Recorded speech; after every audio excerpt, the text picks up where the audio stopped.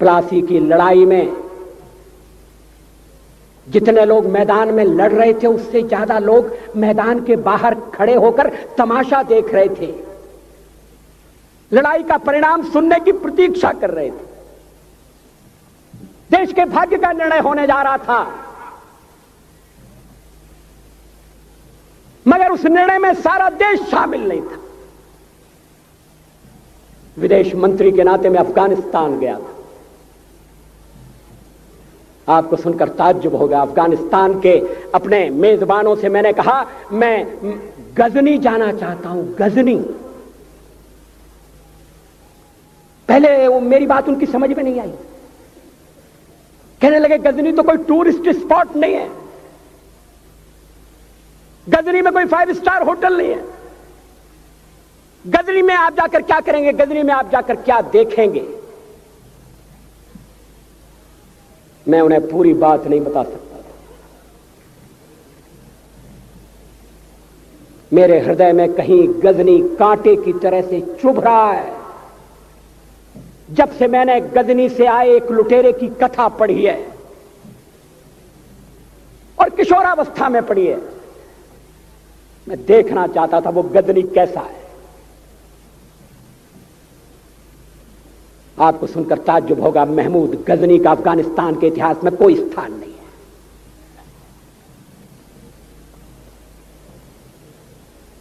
गजनी छोटी सी जगह है, छोटा सा गांव है। कल्पना करिए, सैकड़ों साल पहले वहां धूल उड़ती थी, झोंपड़ियां थी, मगर एक लुटेरा लुटेरों को इकट्ठा करता हुआ सोने की चिड़िया को लूटने के लिए चला आया। आपस की फूट से जो राजा है वो लड़ेगा, जो क्षत्रिय है वो लड़ेगा। हमने समाज के बहुत बड़े वर्ग को लड़ने के अधिकार से वंचित कर दिया। हमने उन्हें हथियार नहीं उठाने दिए। मार्शल नॉन मार्शल के आधार पर हमने समाज को बांट दिया। वो लुटेरा सोमनाथ के मंदिर तक चला गया। पुजारी देखते रहे। मंदिर की पूजा भक्तों को करना पड़ती है। मंदिर तो एक प्रेरणा का केंद्र है। मैं देशपांडे जी की तरह से नास्तिक नहीं हूं,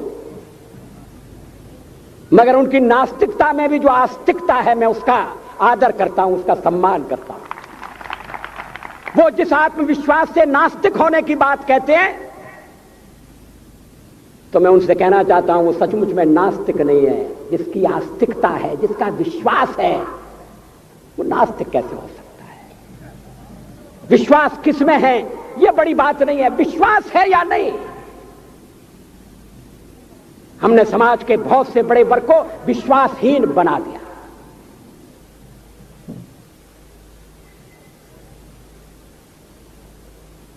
लोगों ने हथियार नहीं उठाए, वेद पढ़ने के दरवाजे बंद कर दिए। इसलिए हम पादाक्रांत हुए। अफगानिस्तान में मैंने एक बात और देखी। मुझे जिस होटल में ठहराया गया उसका नाम था कनिष्क। अफगानिस्तान एक मुस्लिम देश है। मुझे बड़ा ताज्जुब हुआ। मैंने कहा कनिष्क यहां कहां से आया? तो मेरे साथ अफगानिस्तान के विदेश मंत्री थे। मैंने कहा कनिष्क आपका कौन लगता है? कनिष्क से आपका क्या संबंध है? कहने लगे कनिष्क हमारा पूर्वज है, कनिष्क हमारा पुरखा है। He was one of our forefathers। मैंने कहा तब तो हमारे आपके पुरखे एक हैं। अफगानिस्तान के लोगों ने उपासना पद्धति बदली है, संस्कृति नहीं बदली।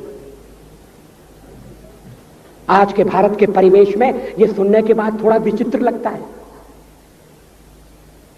हमारे यहां तो धर्मांतरण के साथ राष्ट्रांतरण होता है, ऐसा दृश्य दिखाई देता है। पड़ोसी देशों में ऐसा नहीं हुआ। अभी राम जन्मभूमि का मामला चल रहा है। एक विदेशी आए, कहने लगे राम जन्मभूमि का क्या झगड़ा है? हमने कहा इस पर विवाद हो रहा है कि श्री राम कहां पैदा हुए थे, और जहां पैदा हुए थे वो स्थान उनके मंदिर के लिए प्रयुक्त किया जाए या न किया जाए।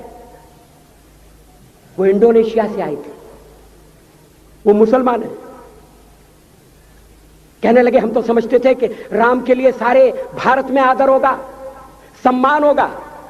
हमने कहा ये आपने कैसे समझा? कहने लगे आप तो इंडोनेशिया आ चुके हैं, इंडोनेशिया में बहुत से लोगों ने इस्लाम स्वीकार कर लिया, मगर श्री राम को विस्मृत नहीं किया, श्री राम को भुलाया नहीं। इंडोनेशिया के बाली द्वीप में 1 महीने रामायण की लीला होती है। मैं उस समारोह में जा चुका हूं। उस समय भी विदेश मंत्री मेरे पास बैठे थे। मैंने कहा ये रामायण ये क्या हो रहा है? मैंने कहा एक्सीलेंसी ये मंच पर क्या हो रहा है? कहने लगे एक्सीलेंसी आपको पता होना चाहिए। हमने कहा मुझे तो पता है मगर मैं जानना चाहता हूं। कहने लगे ये रामायण है, ये राम है, ये लक्ष्मण है, ये सीता है।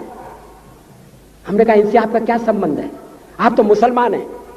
कहने लगे हमारा संबंध बहुत पुराना है, हमारा तब का संबंध है जब हम मुसलमान नहीं हुए थे। थाईलैंड की राजधानी अयोध्या कही जाती है। थाईलैंड के राजा को आज भी राम कहा जाता है।